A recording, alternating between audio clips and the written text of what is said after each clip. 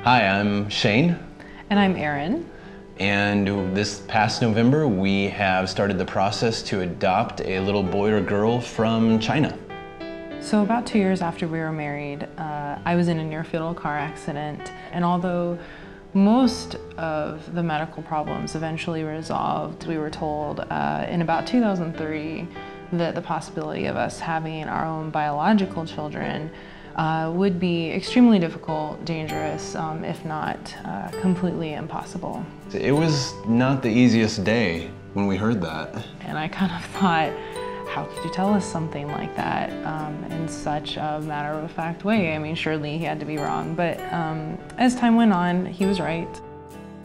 We realized we could go through this process of trying to have our own biological child and the health risks that would come with that for me, or there are approximately 146 million orphans in the world, and just looking at these children that don't have homes. We thought that's something we could provide them.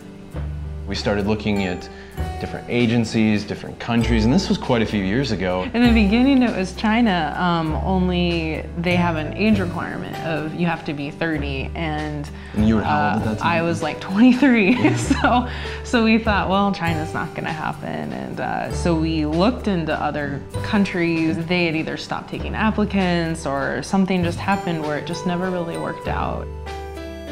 So last fall, we went for a walk together. I kind of looked over at Erin and kind of said, I think it's time we start looking again. You know, I think it's time that we kind of start this process up again. That was an exciting day. After that, because we were looking at Ethiopia, we looked at Russia, we looked at Haiti, we looked at Korea. There's a whole bunch of other places that we looked at, but they came back and were like, you know what, looking at your application, looking at what you guys are looking for, you know, we think China would be, you know, the place that would most suit you guys. And we just felt it was the perfect fit for us. It was a kind of a confirmation. It was initially what we had wanted to begin with, and pretty much an answer to prayer. We really love the people and the culture from China, and so we were extremely happy that China is going to be where our future child comes from. So the paperwork has been a challenge. There are times where I feel I'm just buried in it. Background checks, references, referrals. Fingerprinting.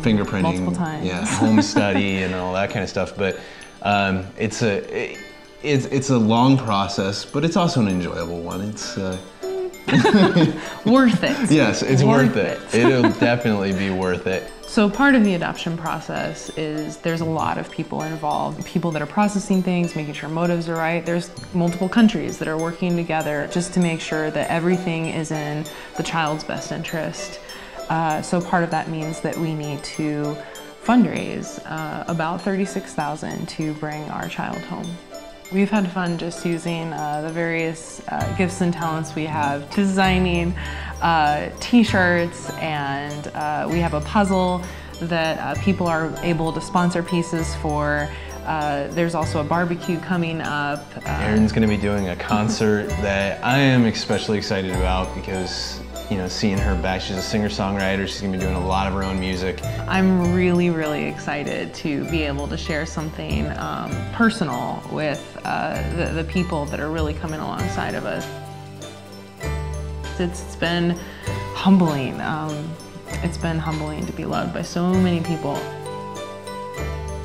So we have a website, and our website is familyisborderless.com. That's where you can actually see where we are in the process, various activities or events you can get involved in. The most important right now that we can ask from anybody is prayer. And the transition back to the U.S. is going to be a shock, but we just pray that you know, it's as easy and painless as possible. And they're safe, wherever they are. Yeah, safe and healthy and happy. There came a moment where we realized that they're out there. Like, they're born right now. They are alive. And it definitely affected our prayer life and just praying even more consistently for that child, because they're there and we can't be there with them. There's this motherly aspect that has come out of her that her little boy or girl is out there somewhere and not in her arms. I became a little OCD about the paperwork. Get it in the mail, get it in the mail, like, because we've got to move this process along. Pay for the overnight shipping. I don't want them waiting for us any longer than they have to. We just thank you so much for joining with us and helping us, bring our little boy or girl home.